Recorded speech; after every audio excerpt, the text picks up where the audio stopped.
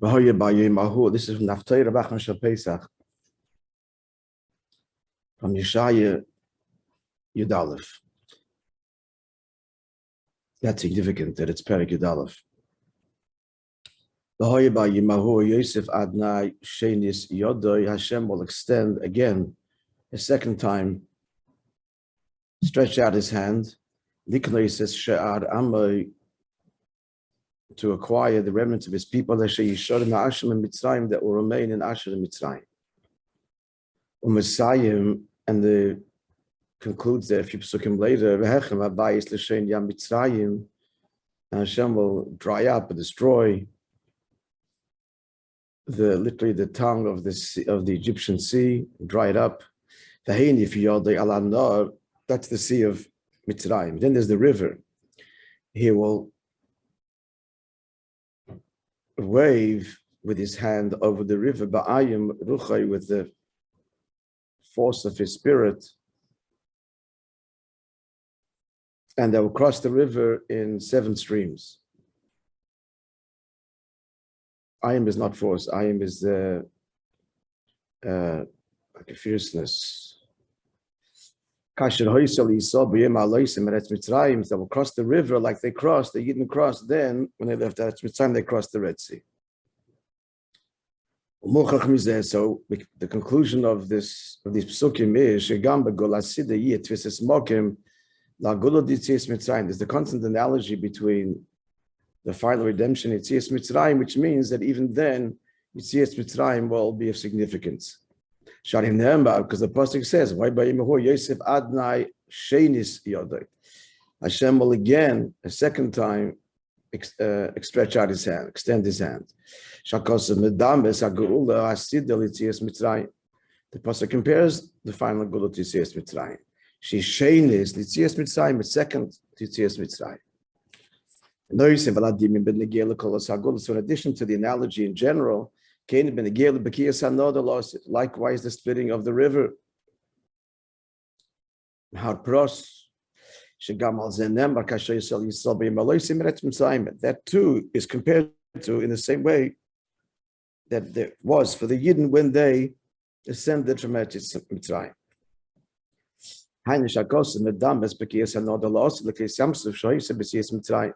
The pasuk is comparing the crossing of the river to the crossing of the sea.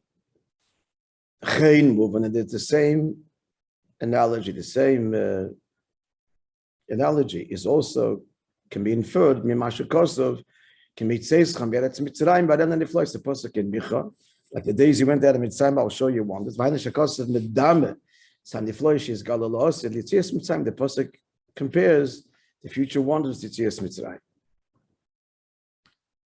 So, if you understand the Masha Kosev Medame as Hagula B'Kiyas Handol La'Osid Lovei L'Tzias Mitzrayim K'Dis Yamsef. What's the analogy between the general redemption and likewise the crossing of the Nor? Why not? Harei Hagiluyim the Gula Sida, because the Giluyim revelations of godliness and the final redemption Yiyu Nailim Yois will be much loftier. Where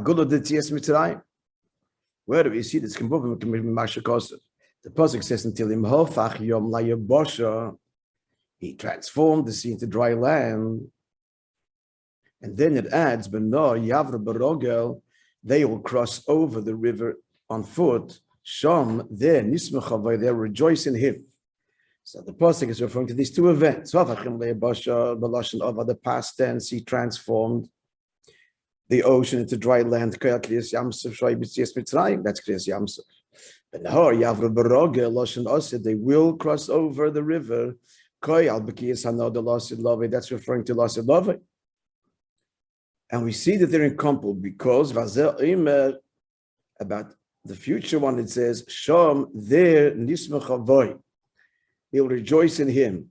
Whenever the pasuk refers to the Eibishter without a name, just him or you, it refers to Atzmos beyond any name.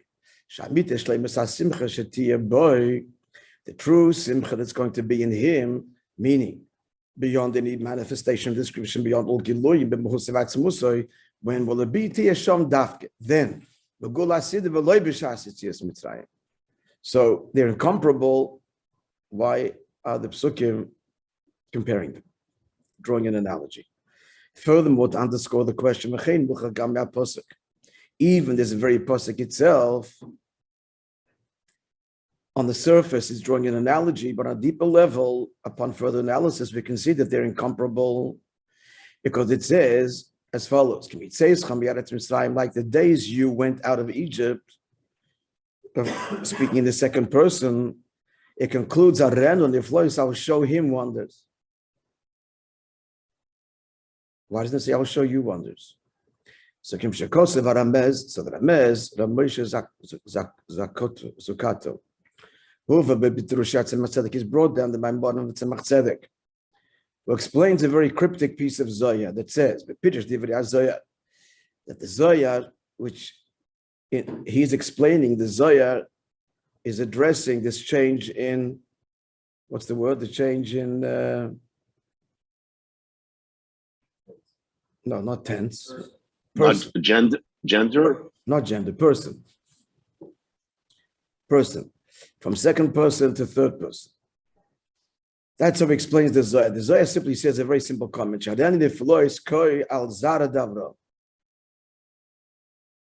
going to show him wonders, who? The seed of Avraham. And on the surface, of course, we're referring to the Yidden. The Zohar has to tell us. The Zohar has to tell us that who is the him? It's Zara Davram. So the Ramez has a whole Pirush, and this is the gist of the Pirush. Let's continue. The Kivin shall posek medam megula mitzayim megula sida. Since on the one hand, the posek is drawing an analogy between the two geulas. Mechadish hazoyer inyan nechma. This looks like the lashon of the Ramez. So the Zohar innovates as mechadish a nechma, the pleasant, the beautiful Pirush in the posek. Shehischel and noichach. It starts second person. Noichach means face to face. Seischa you. That you and Adam Mitzrayim, or Messiah ben Nister, and it concludes Nister means hidden. Third person means that the person you're talking about is not present directly in front of you. Him, wherever he is, Aran Niflois. So why? So this is what the Ramez is explaining in the Zohar. Why is it? So he goes on to say that Aran Niflois was there. Ramez Mashakosov Zarad Avram. So the Zohar is answering why is it Loshen Nister? Because he was referring to Zara Davram. What does that mean? He explains. The Ramez. It's actually a darge. It's a darge. The darge is pnimius atik. Zara Davram, the seed of Avram, which means the pnimius. Avram is chokhmah. Av, his father is chokhmah. And Raham is exalted, Lashon Reimamus, Avram.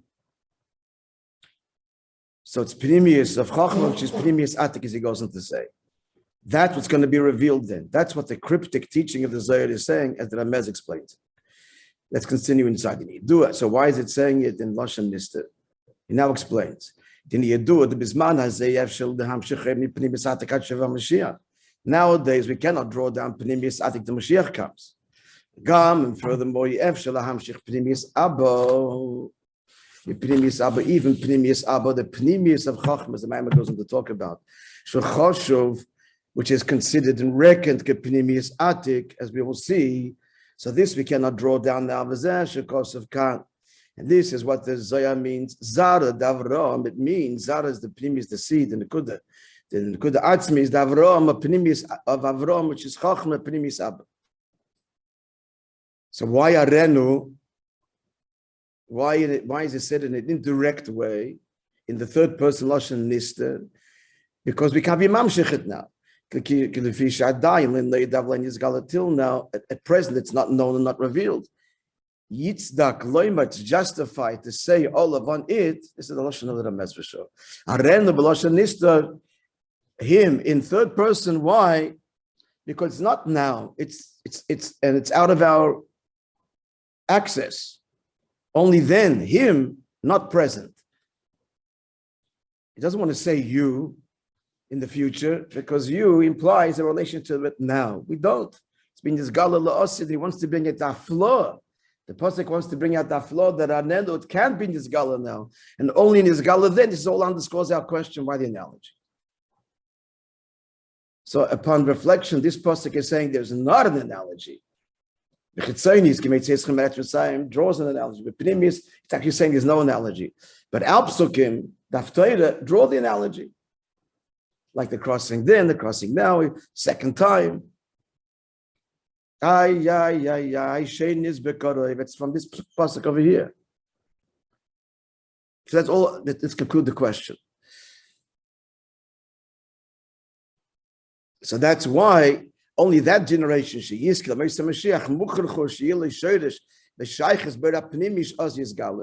then, since they're going to be privy to this revelation, we must say perforce that they have a shaykhs to it.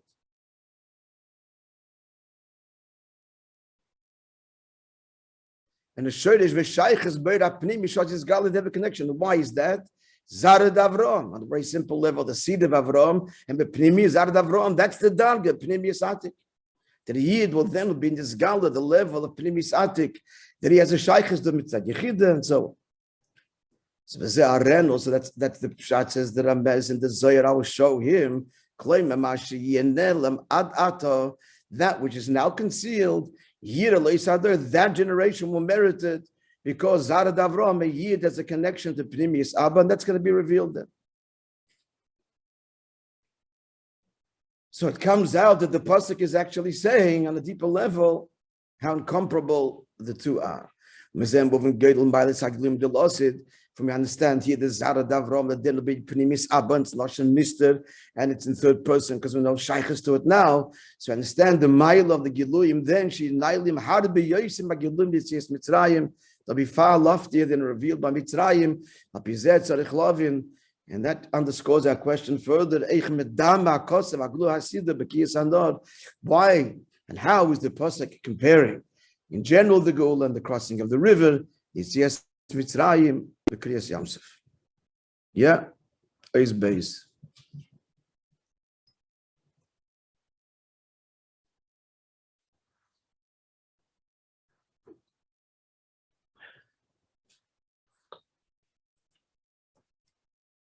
I think I told you that I try to find, maybe someone can do this for it. It'd be nice, everybody. There's the gem video where Goldstein is talking from his father's camera. That was giving out matzah is Tavshin Chav Beis. It's nice, it's beautiful. We're learning this Maimer, and you can see a living moment of our Pesach of that year. I just maybe someone can do it and just post it on the Fabrengen chat. Huh? Maybe someone can do it. I have what?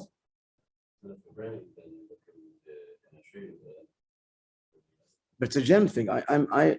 It's for this, I have a subscription. I get all the things, so somebody can't access it. I can show you my. I have a subscription too. You still can't do it. Huh. Someone can do it, it'll be a beautiful thing. Okay, base Vehoyo behektem babia because okay, listen further. So understand this and understand the whole of Kriyas Yamsuf. It was not necessary not to save the Yid and not to destroy the Mitzrayim. Why? There's many ways by which to carry out His will. They don't have to be drowned in the Kriyas Yamsuf. So that wasn't the reason. What about saving the Yid? They have to get that soul. There's a sea in front of them. No. Likewise, it wasn't needed for the Yidden on their journey to Yisrael, about which the pasuk says, he didn't take the direct route through the Plishtim Kikorav, even though it was very near, but because they would confront a war and they would have a change of heart, and he had to take him in a circuitous route by way of the Yamsuf, and that's why you want to think he had to cross it, because that's the route they had to take. He says, no. The crossing of the sea had nothing to do with their journey to Yisrael. Why? As Tosfos says, if you should they actually made a big U-turn, and the same side they went in, they didn't cross it. They came out on the same side. So So what was it all for? Answer, who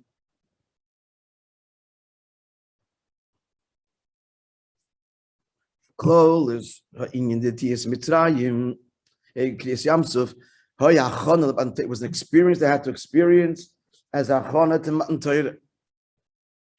Similarly, so the ocean had to split as achron for what? Matan Torah. The river has to split as achron to the Gilead Pnimius HaTorah that we revealed when Mashiach comes. And if you are the land of Bayom Ruchai, and Hashem will raise his hand with the force of his spirit and strike it. That's achana for a new level of Torah revealed. We need a whole radical achana. Yes. Why? About this, the Medrash says, on Kehelis, he speaks about the different havolim, hevel havolim. So the Medrash says that the Torah learned in this world now is hevel, is emptiness relative to the Torah that Mashiach revealed, the Pnimis HaTorah Shakerim Neshikas Piyah. Behind the fish, Mashiach, Yegili Pnimis Abba, Pnimis Atik, that's the Ramez's Pirush Kanal, Pirush Ramez, that's the Zara Davrom. Then is going to reveal this radical level of Chachma, Pnimis Chachma, as opposed to Chitzenis Chachma, which is bound up with Pnimis Atik, and this needs a special achon, as we will explain in the course of the Maamar. This requires that achon of the splitting of the river, whereas for the revelation of chitzonius of chachma or stam chachma, the prerequisite then is the splitting of not the river but the collected body of water, the yamsel of the ocean. Stand on this lahavin ze yeshtatim tchila klolis inyan the bias hamashiach shazi coming yon in the floor. First, we have to preface the whole in the bias Mashiach.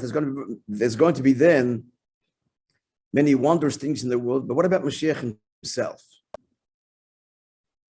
And as the Rebbe explains elsewhere, that all of the inyanim that happen in the world are a natural consequence of who Mashiach is and the gilui of his neshama. So what is that? What's his ikar inyan? The simple meaning is, again, from Haftarah.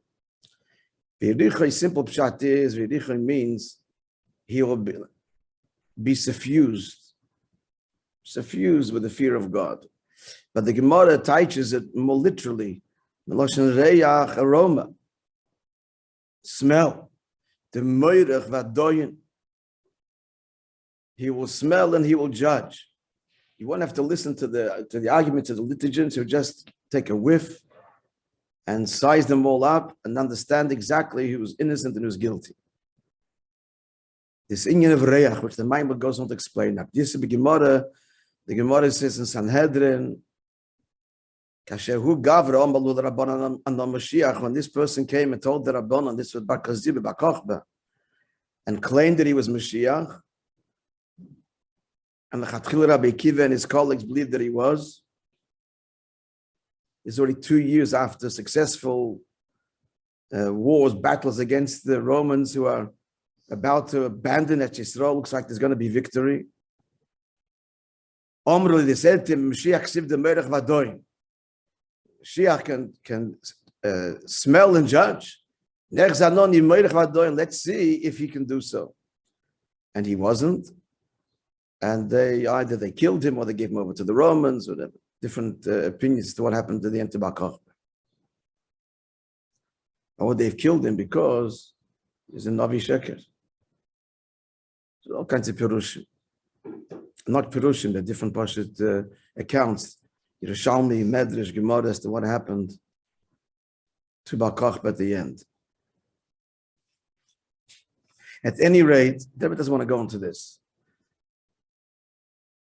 Just in the Kudah that Meirech Vadoin, Shemizem Muvan, Shemerech Vadoin, and Yonash, Mashiach receive me that to smell and judge, that defines Mashiach. That's what they tested him. It is one thing. What's the union of Meirech Vadoin?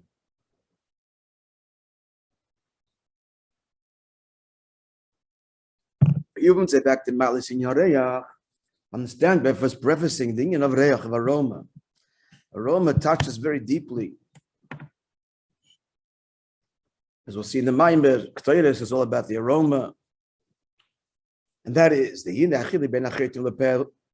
difference between, there's the nostrils and there's the mouth. And we breathe through both of them. However, the difference is Shalpeh, who shad halev. I'm not explain this, but anyway, that's the fact that the mouth is the gateway to the heart. And this is from Tanya, from Yitzchayim. As I state, that the speech of the mouth comes from the hevel, from literally the you not call it breath because it's not lungs there, but hevel alev, and what other word to use? See what he says in the translation in Tanya there in Geras HaKodesh. I had a word before and it escapes me now. Let's think of it. At any rate, the mouth, the power of speech comes from the heart directly. And as for the nostrils, the nostrils are the gateway to the Moishe. Okay, so the mouth to the heart, but Moishe is higher. And the nostrils to the Moishe. Now that which we say, but the nostrils are connected to the Moishe. We don't mean chitzonius HaMoishe. We mean pnimius HaMoishe. We're talking about this because this is Zara Davra. This is pnimius Abba, which is bound up with pnimius Atik, which will be revealed last love. This is the pnimius HaTorah, pnimius HaMoishe. The Mashiach will reveal that necessitates what? The Bekiah of the Nor before. That's why I'm explaining all this now. So we mean here pnimius HaMoishe. Sharei chitzonius HaMoishe misgalem gamken adei b'peh. The external level of the mind, of the brain, is expressed in the mouth and the words. So there is an association with the mouth and the brain. But to the chitzonius, in square brackets, further elaboration. V'hainu, that which he say that the mouth is associated with the heart and not with the brain. Just the breath of the words comes from the hevel of the heart. So that is we're talking about the actual form of the words. The words are formed from the hevel alev. So the five organs of speech. The five organs of speech take the hevel of the heart and they define it into the sounds of the letters. But what do you say? The content actually is that of course comes from the brain. So when we say that the mouth is associated with the heart, we're talking about the mouth's physical ability for the mouth and the five organs of speech to articulate speech. It's all playing on the more raw energy that comes from the heart. The teichen, that can also, of course, be invested in those words. That, of course, comes from the brain. Clear? The words themselves from the heart. What's invested in the words from the Moishe. The sounds from the heart, but the content from the Moishe. But that's which we draw the distinction. That the nostrils there, the true Shara Moishe. Here we mean pnimius HaMoishe. This is the pnimius HaMoishe. Now, what's the difference between pnimius HaMoishe and Moishe itself? It's a radical difference. Chitzonius HaMoishe is a world of intellect, and pnimius HaMoishe is a completely different world. Let's see what it is. To understand the difference between the external dimension of Moishe and the pnimius, be understood in Mashnis by Makim Acher, which is explained elsewhere.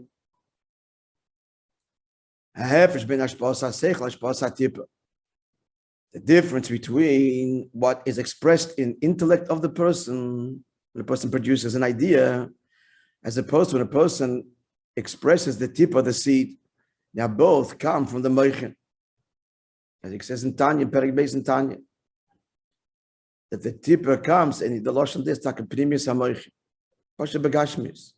How that works physically, I don't know. I'm sure there's an explanation. I think maybe Dr. Brown has explained this, a neurologist, neuroscientist.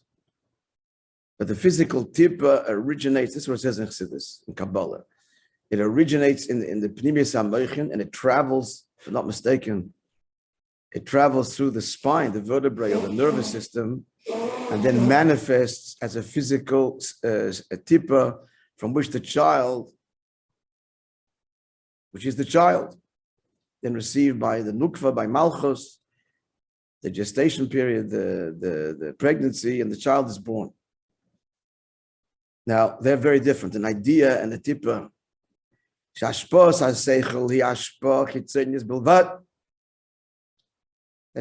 is on yashpach chitzonius. Not investing your essence in an idea that you produce. In general, seichel is chitzonius. You can entertain ideas that are not reflective of who you are. The midas of a person is that's who he is. Very hard to change your midas. Change your opinion about things, you get enlightened. You change them because your opinion is not you.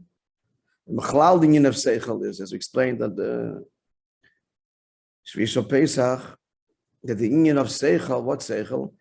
Seichel in general just is just negotiating, understanding what is. Here is something, I'm trying to figure it out.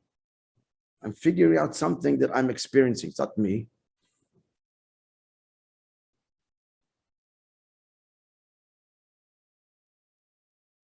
The midas are rooted netzma nefesh much deeper. That's me. That's me. So seichel is chitzonius. The noise of lakach. In addition to that, you call sina seichel or chitzonius. The whole idea of seichel is what we're doing is we're quantifying. We're trying to understand, the experiences, the things that we see, touch, and feel. That's what seichel is. Trying to figure out what's happening. When a person gives over to somebody else as a hashpah, he only gives only the chitzonius, not that he cannot give over the way he understands it himself. It takes 40 years for the Talmud to understand the seichel, the way that Rav understands it. Yeah, so altogether, relatively speaking, the whole world of seichel is extraneous to the essential person. And again, giving over seichel, by definition, cannot give over the idea, even the idea as he knows it, but has to give it in Mesholim. He gives it by giving a really profound seichel, and only 40 years later, and so on. What about the tipper? The tipper comes from the primis hamoichin, ein kishrei ladas. There cannot be any release of semen without the moichin engaged in the deepest way. It has halachic ramifications. It can't be forced. If it's released through the natural process of the body, it's by desire. And it comes from the moichin, the primis hamoichin. Mashenkin at ashbas atipa, yashba primis. The tipper comes from the essential part of the person, which is why, of course, the whole union of Zdel Levatola is such a serious thing, because it engages the person, the pnimius mitziyuse. It's not a wasted idea. No wasted idea is a wasted idea. He's wasting himself. That's why a person gives birth, and the child is like him. Mamish, because he's giving his very self. Moreover, the child could even have more greater talent because he's giving over his essence, and there's untapped potential that he never realized, but is there, lies in a potential state within himself, and that the child has, and in a manifested way. And therefore, it's takim mikoyach ha'av.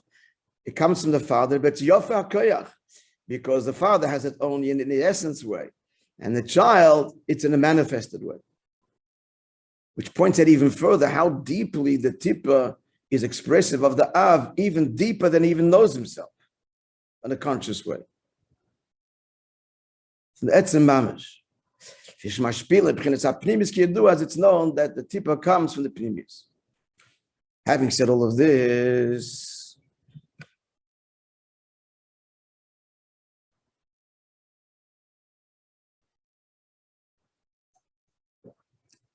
that's why I'm just realizing that perfume, etc., is a huge part of the whole list of intimacy. Very big part, and always has been from time immemorial, because the in of reich, as he goes to say, is connected to pnimis hamoichin, the essence.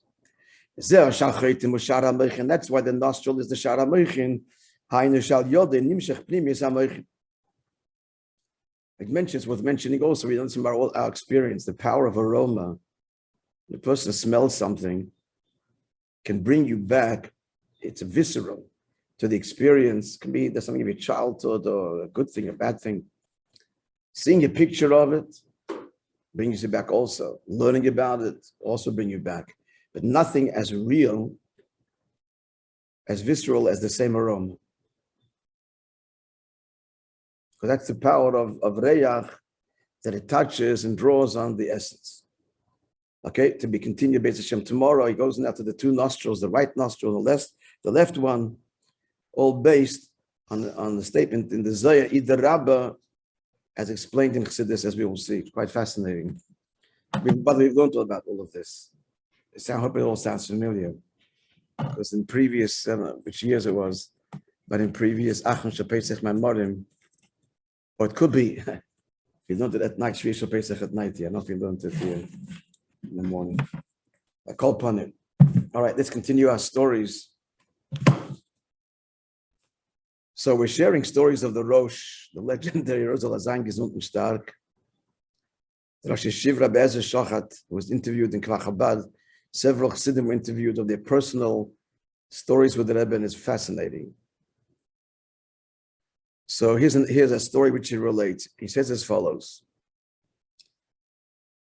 When I was he's a brilliant man. I don't have to tell you, the man's a genius, and he's a wild person. This is going on the internet. But this is no secret. I mean, wild in the virtuous sense. In the virtuous sense. I mean, to say that there's no limits. There's no limits, as he said before. They asked him, what did you see by the Rebbe? He said he found, here's a person that's going to give me the emes without dressing it up. As it is, no limits.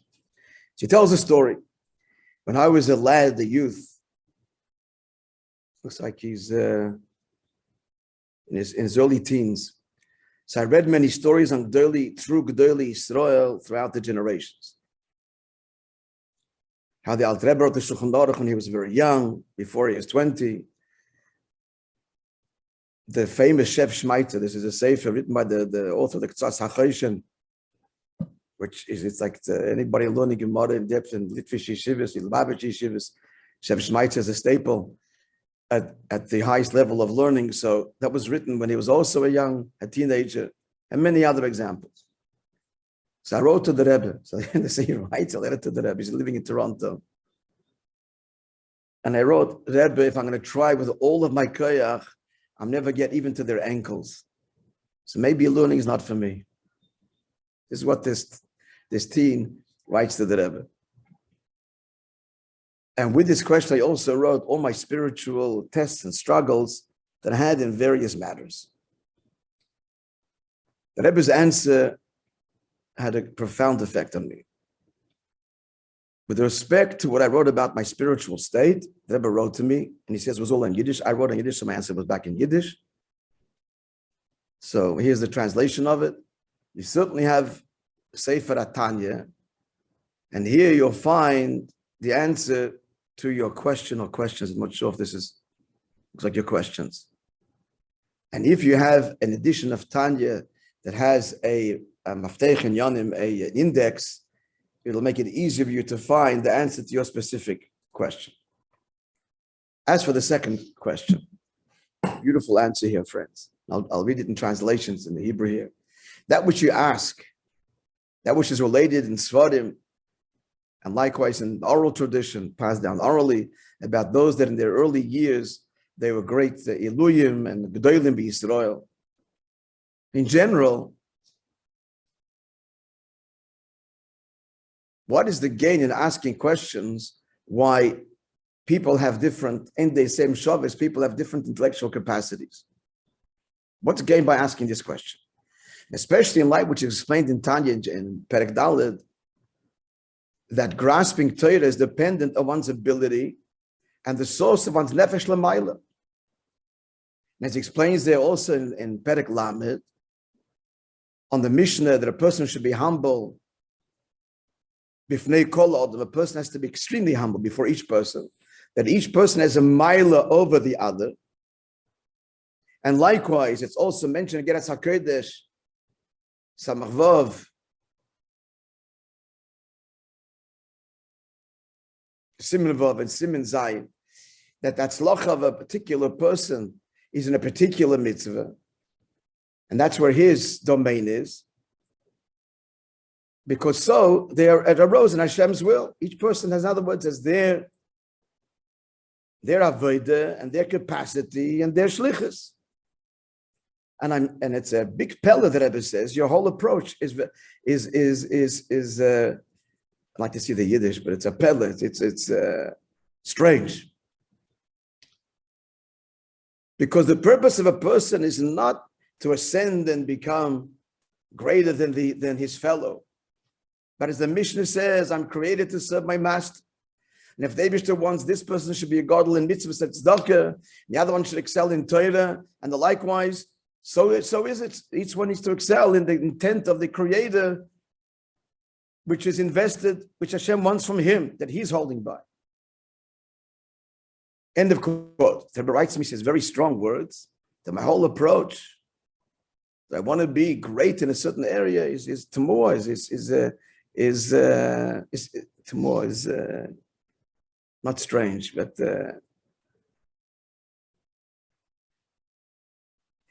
wondrous. Wondrous. Sounds like it's a virtue, but Tamor, it's a nice way of saying, like, the purpose of a yid is not to be a gadol. This is not him speaking as a shachat. I'm created to serve my master. And the matzah that Hashem placed me in, with the talents that he gave me. And that's what you can excel in, that's your job. However, the Rebbe added a sentence. It's self-understood that this which it says, all of the aforementioned from Tanya, where it talks about the unique mitzvah, what's the unique mitzvah that a person should excel in? That's where he has a talent, or the Rebbe says, by the way, where he has a challenge. So that's only, that says the Rebbe to him in this next paragraph, for zirus v'hadofa. This is over and above one's general mandate. But every Jew is obligated in all the teach mitzvahs and Talmud Torah keneged kulam. It doesn't mean that you do not put effort in everything.